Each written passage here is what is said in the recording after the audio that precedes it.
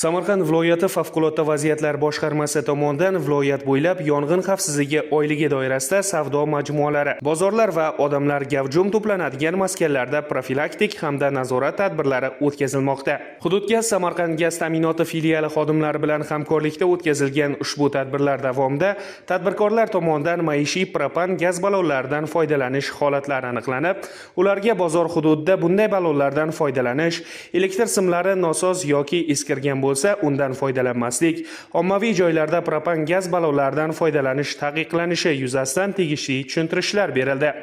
Xavfsizlik talablariga javob bermaydigan gaz ballonlari belgilangan tartibda hududdan chiqarildi. Shuningdek, savdo bilan shug'ullanayotgan tadbirkorlar va xaridorlarga yong'in xavfsizligi hamda texnika xavfsizligi qoidalariga rioya etish bo'yicha yo'riqnomalar berildi. Favqulodda vaziyatlarning oldini olishga qaratilgan amaliy tushuntirish ishlari o'tkazildi. Kuz mavsumiga tayyorgarlik amal qilish kerak. Unaqa qoidalarga amal qilmasa, holatlarda mana bu fuqarolar tomonidan qilingan holatlar bo'yicha zarar, o'zining nimasiga zarar ko'proq yetkazyapti.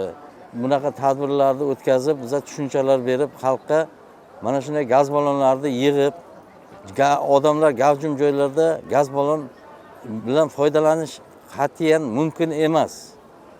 Uni uylarda, alohida joylarda, shkafda qo'llanish mumkin, lekin aholi joyida emas.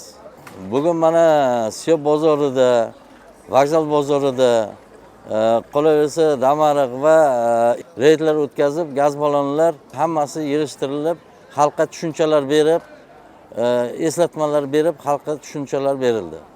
Mazkur tadbirlarning asosiy maqsadi aholining xavfsizligini ta'minlash, yong'inlarning oldini olish va profilaktika ishlarini kuchaytirishdan iborat. Bu kabi tadbirlar viloyatning barcha hududlarida davom etmoqda.